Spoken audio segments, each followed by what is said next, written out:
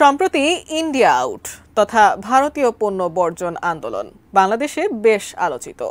দেশের রাজপথের প্রধান বিরোধী দল সহ সরকার বিরোধী সমমান অনেকগুলো দলই ভারতের পণ্য বয়কট বা ভারত বিরোধী আন্দোলনে প্রকাশ্যে বা গোপনে সমর্থন দিচ্ছে।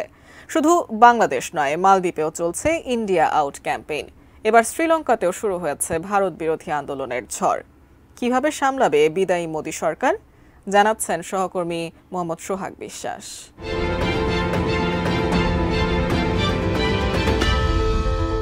বাংলাদেশ ও মালদ্বীপের পর এবার শ্রীলঙ্কায় শুরু হয়েছে ইন্ডিয়া আউট আন্দোলন। সম্প্রতি দেশটির কর্তৃপক্ষ ভারতের সাথে সম্পৃক্ত একটি কোম্পানিকে বিমানবন্দরে ভিসা প্রসেসিং এর দায়িত্ব হস্তান্তর করলে এ আন্দোলন আরও গতি পায়।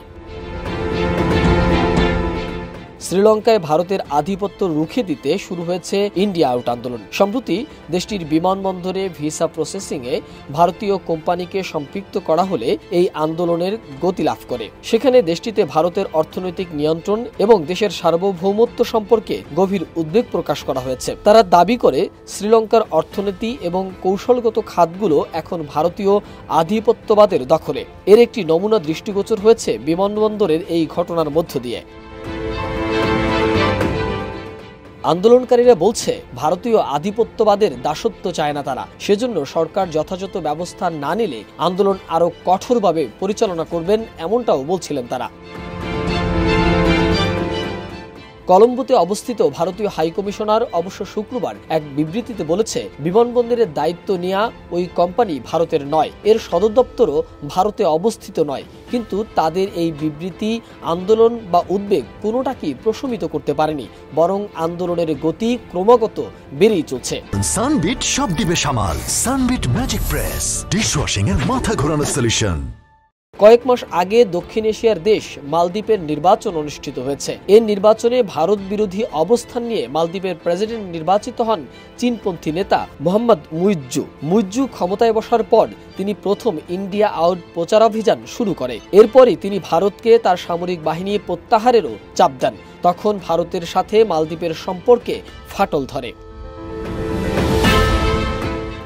গত ৭ জানুয়ারি বাংলাদেশের দ্বাদশ জাতীয় সংসদ নির্বাচন অনুষ্ঠিত হয়েছে। ওই নির্বাচন বয়কটের ডাক দেয় বিরোধী রাজনৈতিক জোট বিএনপিও। ফলে অনেকটা একতরফা নির্বাচনে জয় নিয়ে টানা চতুর্থবারের মতো ক্ষমতায় বসে আওয়ামী লীগ। এ নির্বাচনে ভোটার উপস্থিতি নিয়েও ছিল নানা প্রশ্ন। বাংলাদেশের বিরোধী রাজনৈতিক পক্ষের একটা অংশ মনে করে, আওয়ামী লীগ সরকারের উপর নয়াদিল্লির অব্যাহত সমর্থনের কারণেই এদেশে গণতন্ত্র তথা সুষ্ঠু ও নিরপেক্ষ নির্বাচন নিয়ে প্রশ্ন উঠেছে। এমন প্রেক্ষিতে এবার নির্বাচন বয়কট করে আন্দোলন শুরু করে সামাজিক যোগাযোগ মাধ্যমে।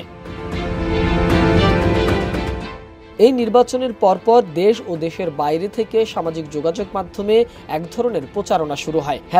#ইন্ডিয়া আউট এই প্রচারণায় তখন সোশ্যাল মিডিয়ায় অনেককেই যোগ দিতে দেখা গেছে। মোহাম্মদ সোহাগ বিশ্বাস, এটিএন নিউজ, ঢাকা।